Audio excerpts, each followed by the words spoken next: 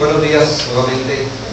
Vamos a continuar meditando sobre ese maravilloso pasaje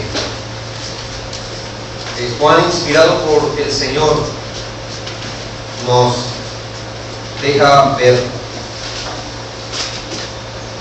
Hay un sentido en el que los hombres o los individuos que han venido a Cristo por la fe y han hallado en Cristo el Salvador de sus almas, personas que han sido perdonadas en sus pecados, revestidas de la justicia de Cristo, aún seguimos teniendo sed.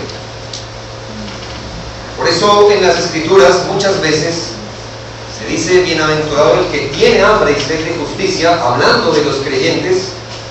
O como exclamó David siendo un creyente: mi alma tiene sed de Dios, del Dios vivo. Nosotros como cristianos, en un sentido, aún es legítimo y es muy bueno además que tengamos sed de Dios. Anhelamos nosotros más de Él y sabemos que esta sed será saciada perfectamente cuando estemos para siempre jamás con el Señor. En un sentido. En otro sentido, las personas que hemos venido a Cristo en fe y arrepentimiento, quienes por la gracia del Señor hemos venido arrepentidos a Él, viéndolo como nuestro Señor y Salvador, hallando en Él el Salvador de nuestras almas, ya no tenemos más sed. El día que vinimos a Cristo y lo vimos como Señor y Salvador, perfectamente apropiado para nuestra necesidad de pecado, ese día nuestra sed fue saciada. Y es en este segundo sentido que estamos hablando de lo que ocurrió con la samaritana.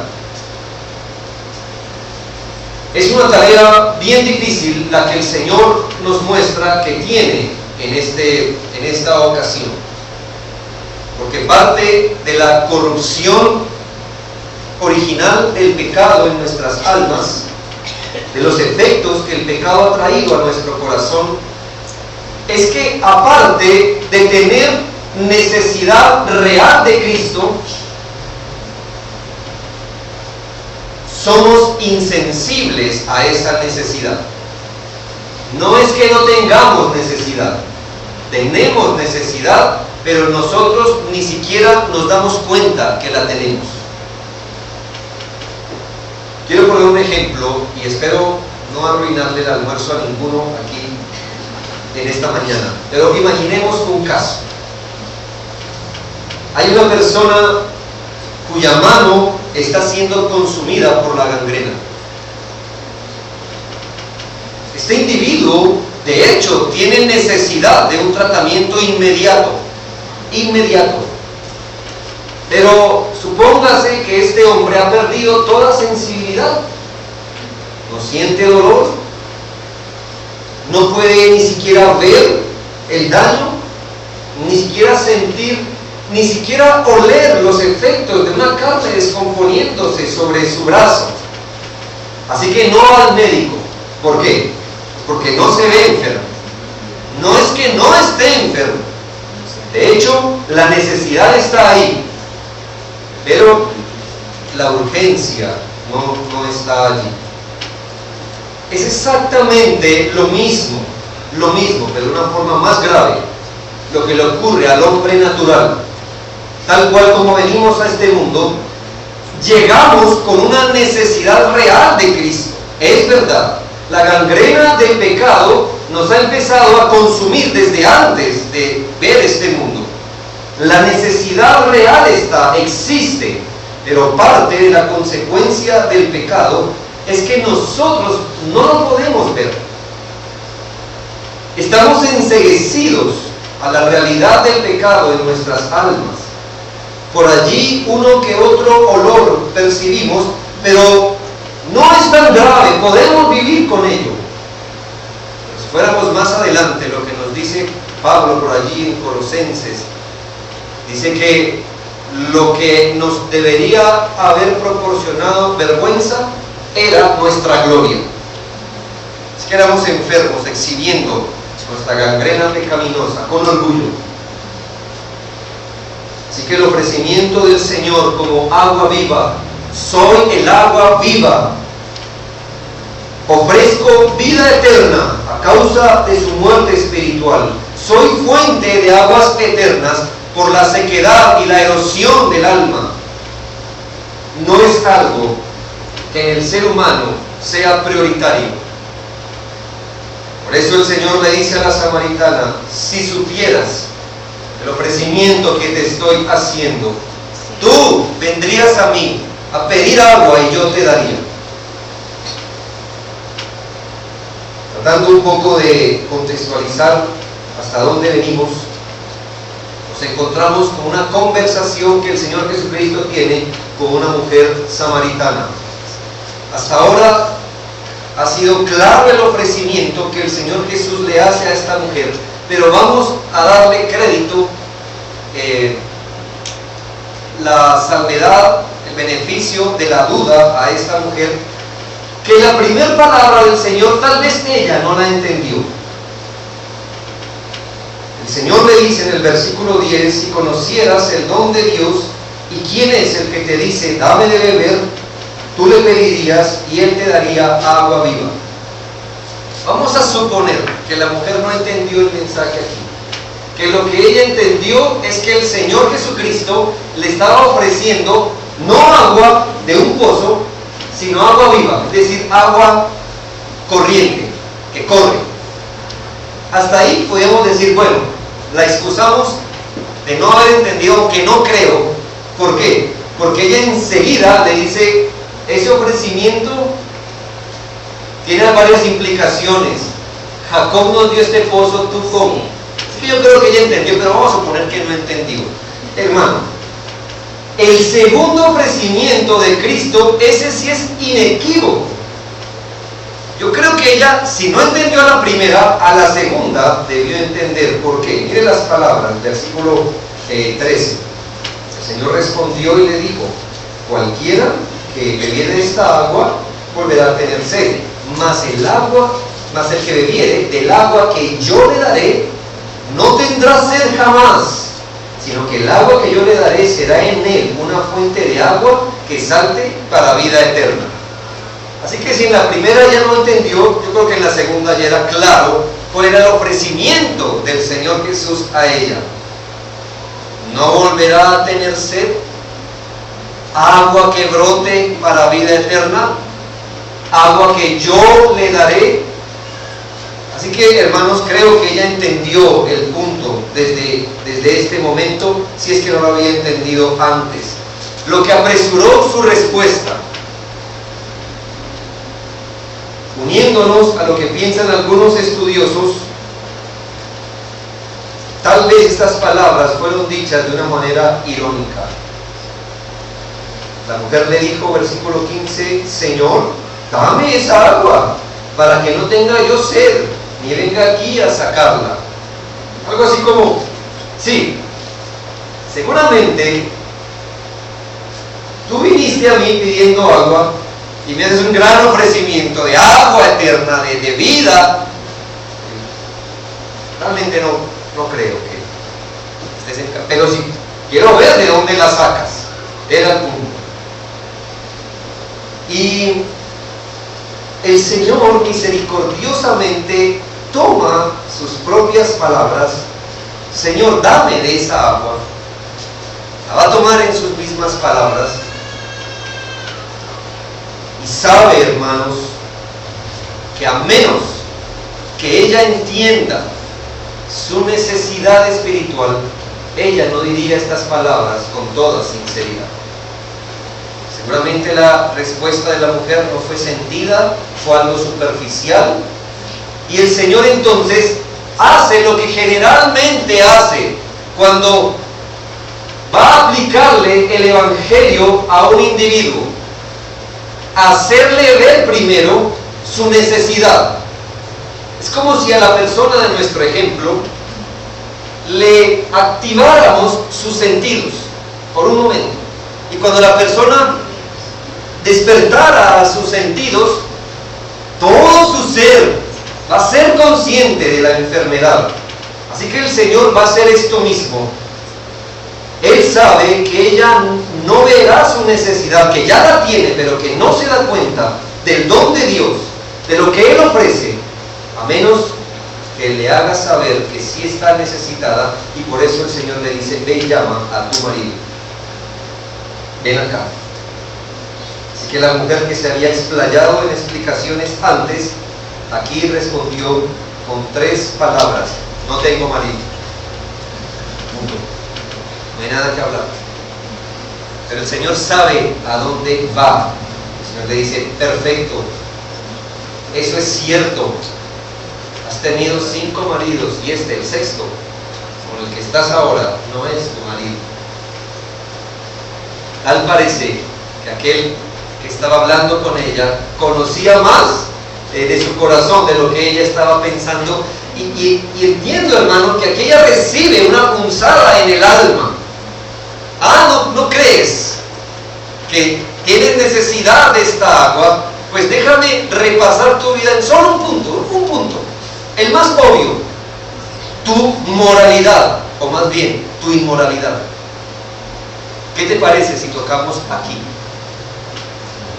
Así que ella seguramente entiende y responde: Señor, me parece que tú eres profeta. Bueno. ¿No nota cómo la conversación va avanzando? Primero le dice: ¿acaso eres tú mayor que nuestro padre Jacob? Y ya vamos en: me parece que tú eres profeta. Ella ya empezó a interiorizar su búsqueda del Señor.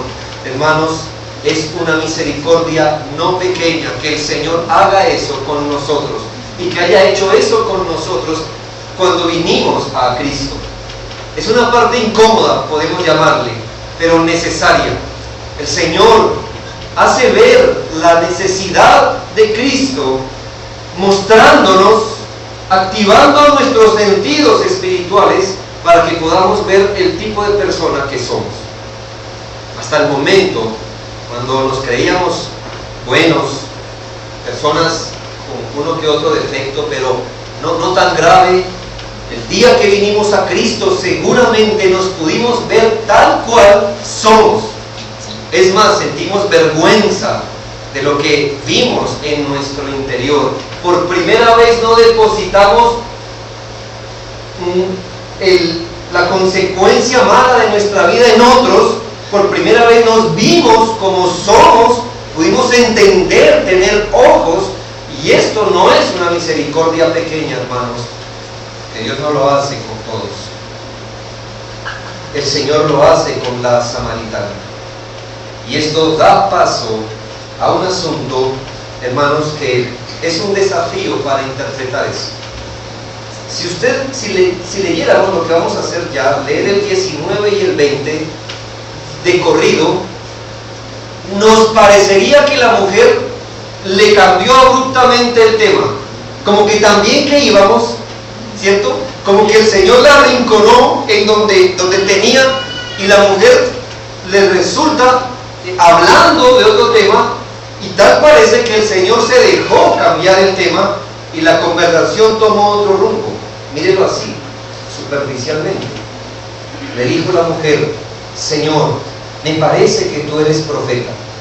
Nuestros padres adoraron en este monte, y vosotros decís que es en Jerusalén el lugar donde se debe adorar. ¿Sí entendió lo que pasó allí? Como que íbamos hablando de la vida de la mujer, como de su necesidad del agua, y de pronto ella dice: nuestros padres adoraron en este monte y ustedes dicen que es en Jerusalén. ¿Cómo empatar esto? Pareciera que la mujer se salió del tema. Pues bien, hermanos, esperamos, y creo que no es el sentido si lo miramos más cuidadosamente. Quiero ponérselo en este sentido. Creo, hermanos, que la mujer hasta el momento se vio acorralada. por lo que el Señor le estaba diciendo. Y el Señor lo que está buscando es darle el agua viva a ella y le está haciendo ver su necesidad. Así que cuando ella ve la necesidad real que tiene de Dios, estando abrumada por esa sensación que está viendo, evidentemente necesito a Dios, siente afán de buscar a Dios, pero la solución que ella propone es una solución muy natural. Ella razona del lado de, bien, necesito a Dios, esto lo acepto, pero ¿en dónde debo buscarlo? ¿Aquí en Jericín o en Jerusalén? Sí, sé que necesito a Dios, pero tengo un gran problema. Soy samaritana y se me ha instruido que para buscar a Dios debo buscarla en este monte. Pero usted, el que me está ofreciendo esto, es judío, así que debo entender que usted dice, es en Jerusalén donde se debe buscar a Dios. ¿Dónde? Creo que es una respuesta muy natural y muy a la forma como nosotros reaccionamos. No es tan difícil encontrar, más bien es muy común encontrar que cuando usted le hace ver a una persona su vida pecaminosa y su necesidad de Dios, ellos van a razonar de la siguiente manera: pero ¿cuál religión entonces me acojo? ¿Hacia dónde? Es que hay mucha variedad, hay mucha confusión. ¿Sí ve cómo uno razona? Uno nunca razona del lado de debo buscar a Dios, tengo un corazón corrupto, ten misericordia de mí, Señor. No, sino sé que soy pecador. ¿A cuál religión me adapto? ¿A qué costumbres? ¿Qué ritos? ¿A los ritos de los samaritanos o a los ritos de los judíos? Ella pensó seguramente que la solución vendría al adaptarse, bien sea a su religión samaritana o bien sea adaptarse a la religión judía.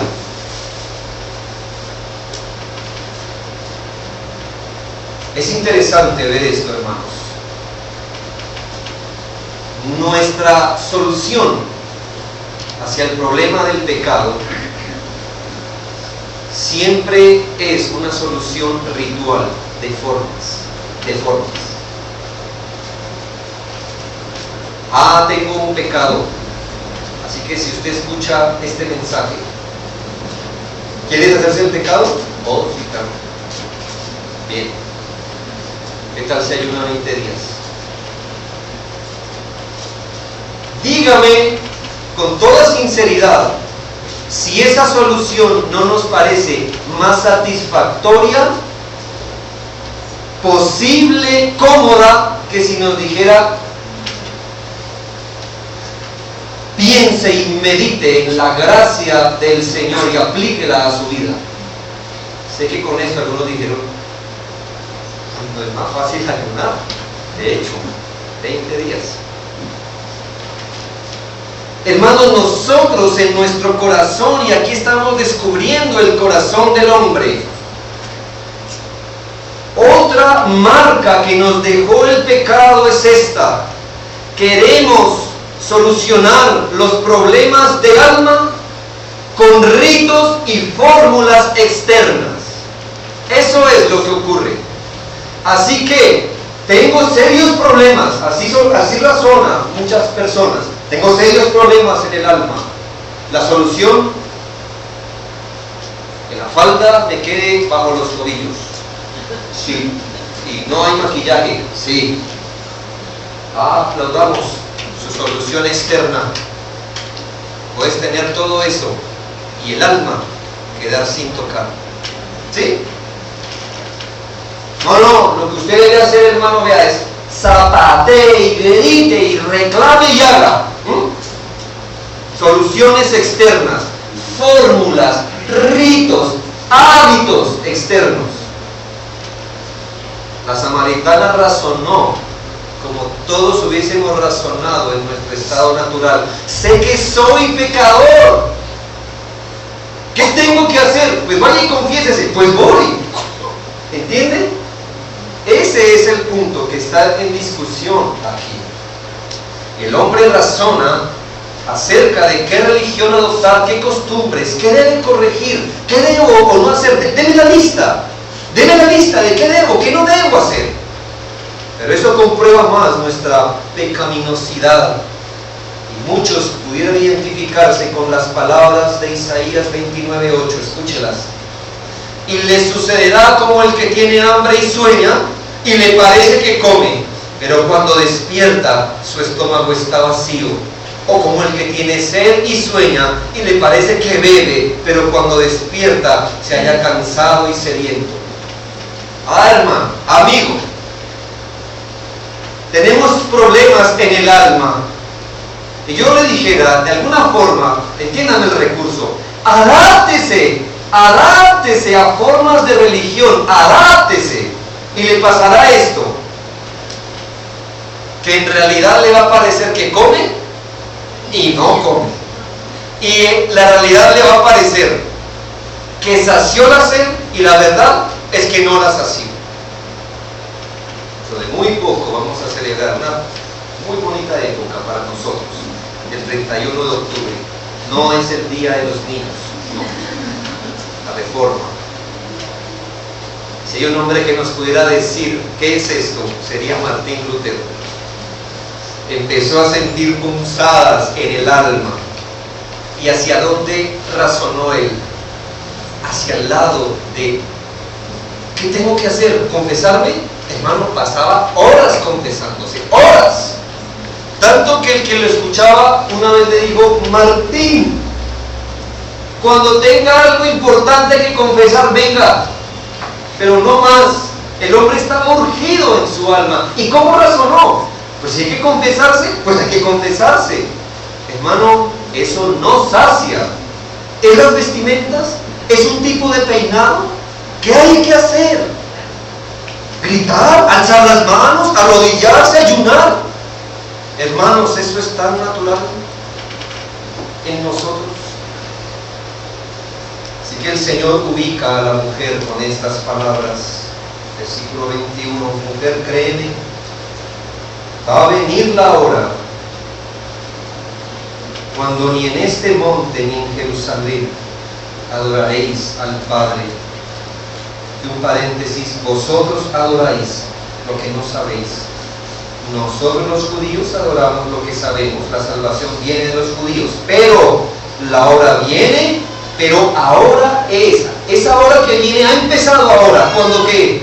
Cuando los verdaderos adoradores adorarán al Padre en espíritu y en verdad, porque también el Padre tales adoradores busca que le adoren. Dios es espíritu, y los que le adoran en espíritu y en verdad es necesario que adoren. Hermano, qué palabras tan esperanzadoras, si pudiéramos captarlas en su cabal expresión. El Señor le está diciendo: ¿viste tu necesidad de Dios? Viene el momento cuando esa pregunta que tú haces no tendrá ningún sentido, porque el que quiera buscar a Dios y adorarle, lo va a adorar y lo va a hacer en espíritu y en verdad. El Señor levantó la discusión, no la discusión entre el monte y el templo, la levantó y dijo: mira, Dios es espíritu, y si quieres encontrar a Dios que es espíritu, debes adorarlo en espíritu y verdad. Allí va el Señor a señalarle: el problema es del corazón, y a menos que de corazón busques a Dios, no hallarás esa fuente de agua viva. El problema estaba en su corazón. Pero hermanos, este texto es tan maravilloso, tiene muchas más cosas de las que podemos decir esta mañana, pero aquí, hermano, usted y yo estamos incluidos en esta expresión. ¿Por qué? Porque si aún nos siguiéramos rigiendo por la adoración que rigió bajo el antiguo pacto, ¿qué nos tocaría hacer para buscar y encontrar a Dios? ¿Qué? Ir a Jerusalén a adorar. Y si no tiene plata para ir, lo siento. Y si no tiene plata para vivir allá, lo siento. ¿Cuál es la buena nueva, hermanos? Que ya no es allí, ya no es acá. Hermano, el que busca a Dios, lo busca en espíritu y en verdad, y ahí lo encuentra, ahí lo encuentra. ¿Qué mensaje para la samaritana? Estás buscando a Dios. En espíritu puedes encontrarlo y buscarlo. No tienes que ir a ningún lugar. Esa hora se consumará, esa obra. Pero ahora ha empezado a correr. Los verdaderos adoradores le adorarán en espíritu y verdad. Las personas deberían mirar a Dios, al don de Dios que es Cristo, y lo deberían mirar por la fe, espiritualmente hablando. Podemos hacer ritos, entregarnos a costumbres, a hábitos hasta monásticos, y aún así no tener a Dios, no tener a Dios. Es una forma de decirle: aquí y ahora puedes beber de esta agua. No es lo que ven tus ojos. Dios es espíritu. El asunto es espiritual. Yo hago aquí un paréntesis, espero breve. No significa que adorar a Dios espiritualmente no tenga que ver con formas. De hecho, si adoramos a Dios espiritualmente, vamos a resultar con formas de adoración. Pero el problema está en que la persona natural, o el primer impulso, va a ser buscar a Dios en las formas, como si adoptando formas de religión nosotros de por sí encontráramos a Dios. Las formas pueden surgir de la búsqueda de Dios, pero si estas formas se ponen como requisito para encontrar a Dios, no vamos a encontrar. Además, Dios mismo, según sus palabras, es el que quiere que se le busque así. Escuche, porque también el Padre, tales adoradores, busca que le adoren. Dios anda en búsqueda de personas que quieran adorarle espiritualmente y en verdad, es decir, de acuerdo a su palabra. Es más, no es una opción. Dios es espíritu, y los que le adoran en espíritu y verdad es necesario que adoren. No viene por formas externas. No es, sugiérame el rito. Yo entiendo nuestra debilidad de corazón y realmente no quiero ofender a nadie, pero a veces se nos pregunta esto: hermano, cuando yo oro, ¿qué es lo primero que debo hacer? ¿Dar gracias o pedir perdón por los pecados? Yo qué sé. Ora a Dios. Ora a Dios. ¿Qué crees? ¿Que algo es más efectivo aquí o allá? Hermano, ¿y si oro levantando las manos o no? ¿Cuál escucha mejor Dios? No sé. Y si ayuno y oro, o si solo oro, ¿qué es más efectivo? ¡Rompe con las formas de religión! Deberías preocuparte por adorar a Dios en espíritu y en verdad. No sé, empieza unos días a adorar, otros días confiesa tu pecado. ¿Qué sé yo? Ora de corazón, el espíritu quebrantado Dios no desecha. Eso es lo único que sabemos en las Escrituras. No que no haya formas verdaderas. Quiero que entendamos, hermano, que a veces no hemos roto en nuestra mente con las formas de religión. ¿Qué nos dice eso a nosotros, hermano, como confiesa esta declaración doctrinal? La manera adecuada de adorar a Dios no está circunscrita a ningún lugar ahora como en el antiguo pacto. Es decir, Dios está aquí, hermano, pero no porque Dios deba estar o sea comprometido a estar dentro de estas paredes. Dios está aquí porque aquí está reunida la iglesia.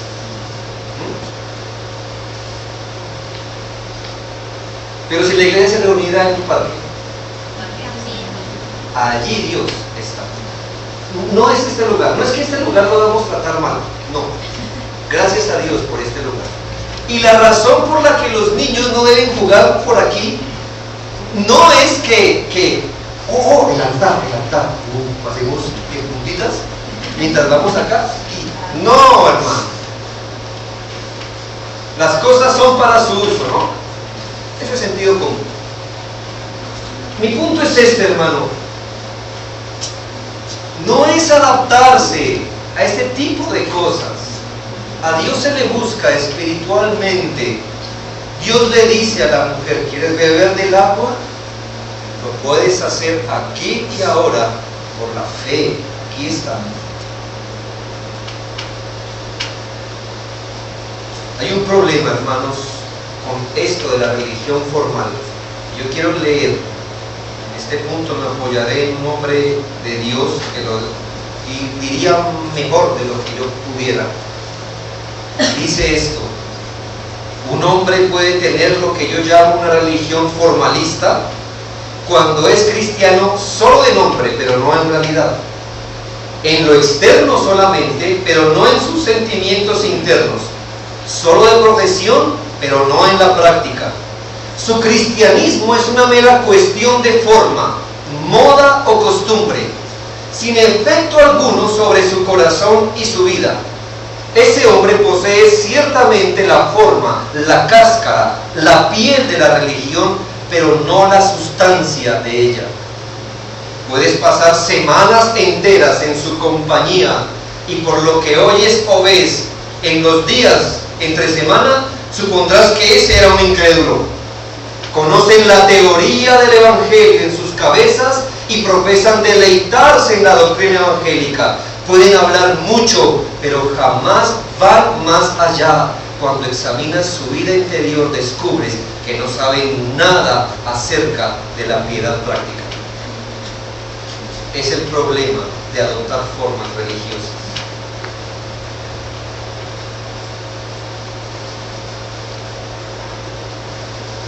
Había una excusa que el pueblo judío tenía. Eran corruptos.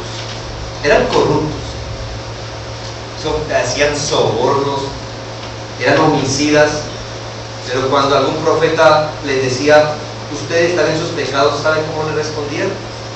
El templo de Jerusalén tenemos entre nosotros. ¿Ah? Es que no importa el corazón, lo importante era que tenemos el templo de Jerusalén y aquí venimos a adorar. Una vez escribí un artículo, tal vez no cayó muy bien, pero me afirmo. A ti no te hace bíblico asistir a una iglesia bíblica. Muchos sacan pecho. Voy a Gracia Soberana, Bautista Reformado. Ni has leído tu Biblia de pasta a pasta. ¿Qué reforma es esa? ¿En qué estás asentando tu relación con Dios? En solo formas, en que cantas himnos, en que aquí hay solemnidad en la adoración, pero tu corazón está lejos. Ese es el problema. Ese es el problema. No es judío el que se circuncida su carne, es judío el que lo es de corazón. la alabanza del cual, dice la Biblia, no procede de los hombres, sino de Dios. De Dios. Debemos recordar a los que ya lo saben e informar a los que no, que la verdadera religión y el verdadero cristiano se conoce de su corazón, de su corazón. No es adaptarte a estas formas. Tú puedes venir aquí, sentarte aquí, soportar un sermón. Puedes hacerlo, eso es muy fácil hacerlo. Corazón, corazón. Ahí está el meollo. Los afectos, en qué te deleitas, cuáles son tus motivaciones. La esencia del verdadero cristiano está en su alma. Ritos no. Los ritos llaman la atención hacia el que los hace. La fe llama la atención hacia el objeto de la fe. Yo sé, hermano, por ahí hay una canción mundana que dice que es imposible que una persona que confiese un crimen reciba el perdón de Dios. ¿Sí? O sea, tan fácil como eso, nos preguntan. O sea, lo que ustedes dicen es esto. O sea que, si una persona es homicida, pero según ustedes se arrepiente y va al Señor diciendo: perdóname, tú eres el salvador de pecadores como nosotros, de corazón. ¿Ustedes dicen que Dios lo perdona? Sí, exactamente, eso es lo que decimos. No puede ser. No, el hombre debe hacer algo. El hombre debe hacer algo. No tiene que ser por la fe. Es por la fe, hermanos. Dios es espíritu. Si Él fuera un hombre con oídos, le aplaudiríamos a Él como una forma de reconocer su gloria. Pero no tiene oídos. Es espíritu. ¿Que nuestra adoración cómo es? Espíritu. Igual. Hermano, si Él fuera un hombre, haríamos las cosas, decoraríamos aquí y allá con grandes imágenes, con no sé qué cosas. ¿Por qué? Porque tendría ojos y se dejaría deslumbrar por eso. Pero no es un hombre, por lo que el espíritu quebrantado es lo que Él hace. Permítanme acabar con la última línea de defensa de la mujer. ¡Qué golpe le ha dado el Señor! Creo que para ese momento ella ha entendido lo suficiente. El Señor le ha ofrecido el agua de vida, el don de Dios. Ella intentó poner en duda su autoridad, preguntándole si acaso era mayor que su padre Jacob. Él le dijo: efectivamente, soy mayor, le ofrezco un agua mejor que la que le ofrece. Así que ella sonríe irónicamente. El Señor le hace ver su necesidad. Su sentido de necesidad ha sido despertado. Le toca un tema muy complejo para ella. Ella intenta justificarse, pero el Señor le responde que si busca a Dios y desea en realidad servirle, debe hacerlo espiritualmente y basada en su verdad. Ahora ella levanta la última línea de defensa. Ya está tambaleando esa línea de defensa, pero la levanta. ¿Qué dijo la mujer? Sí, ya sé que ha de venir el Mesías llamado el Cristo. Cuando Él venga nos declarará todas las cosas. Es como si le dijera: entiendo la conversación, pero ¿no crees que no estamos autorizados para hablar de estas cosas? No. Vendrá el Mesías. Ese sí tiene autoridad. Ese sí es el mayor, ese está por encima. Si para usted es fácil decir, ya no es en Gerizim, ya no es en Jerusalén, es en espíritu y verdad. Y ofrecer agua viva. Usted está hablando cosas muy grandes. Seguro cuando venga el Mesías, Él sí lo va a decir. Él sí tiene la autoridad para decirle. Qué palabra, hermano, tan corta allí. Uno de los primeros yo soy que se encuentra en el Evangelio de Juan. Jesús le dijo: yo soy que habla contigo.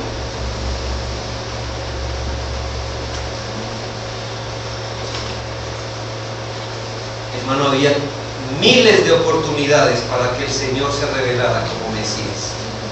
¿Cómo me hubiera gustado, hermano, escuchar eso en el Sermón del Monte? Que el Señor dijera: yo soy el Mesías.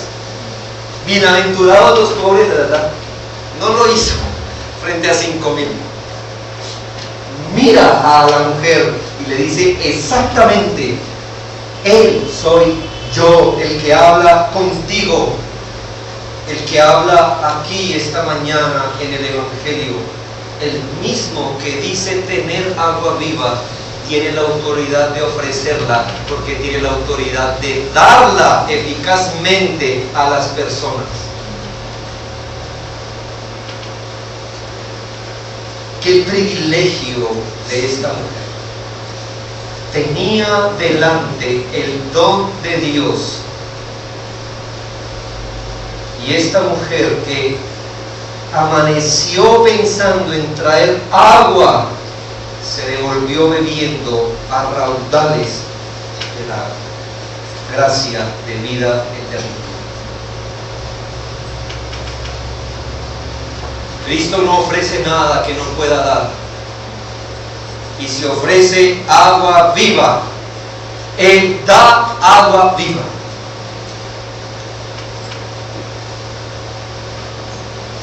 Qué terrible me parece que, como no sé, tal vez suene infantil el ejemplo, pero mientras todos los maestros de las demás religiones señalan el camino, ven por allá,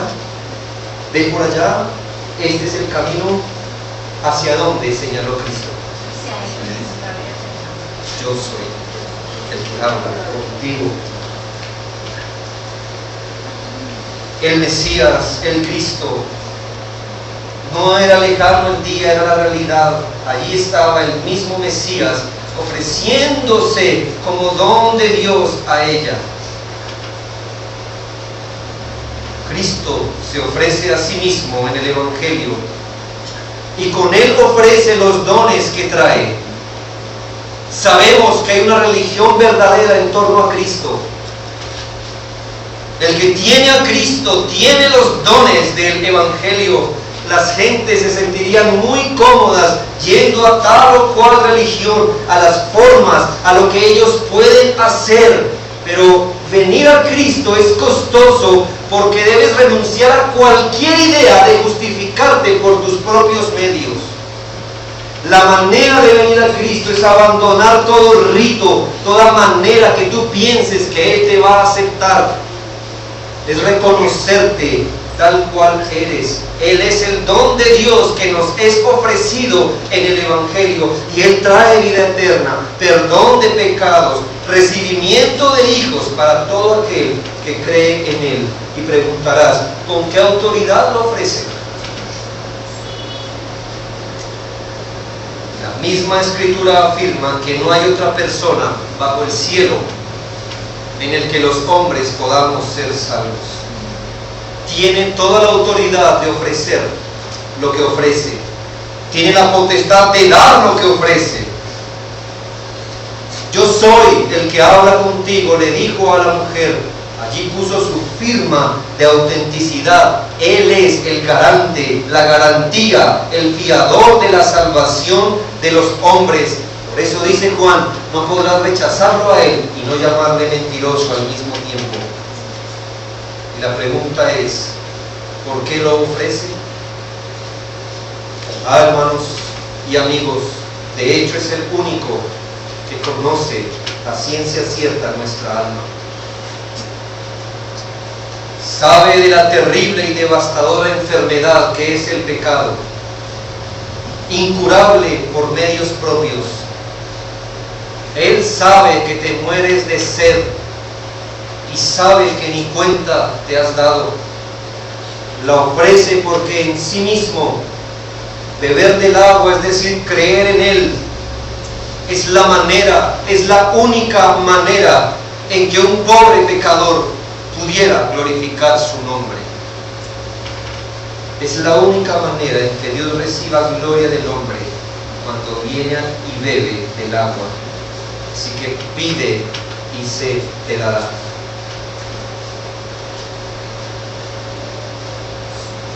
diga unas palabras a los que hemos recibido el don de Dios. Alcemos nuestros ojos en gratitud por su misericordia, porque Él nos mostró nuestra necesidad de Él y no es raro que lo continúe haciendo.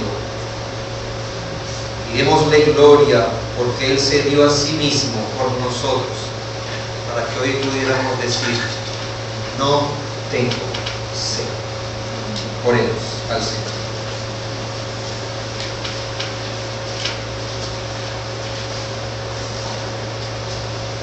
Señor, creemos que tú estás presente cada vez que se predica el Evangelio, y que el privilegio de la samaritana es también nuestro, de sentarnos a escuchar palabras de vida y beber el agua inagotable de nuestro bendito Salvador. ¿Cómo rogamos, Señor, en esta mañana pudiésemos ver el privilegio de tener el don de Dios con nosotros, y el privilegio, Señor, de siendo gentiles, muy apartados geográficamente de donde antiguamente realizaste tus planes, hoy podamos invocar tu nombre, adorarte. Señor, que no haya ninguno aquí que piense que Dios está muy lejos de nosotros, y que en un acto de fe levante sus ojos pidiendo salvación. Y los que hemos creído, oh Señor,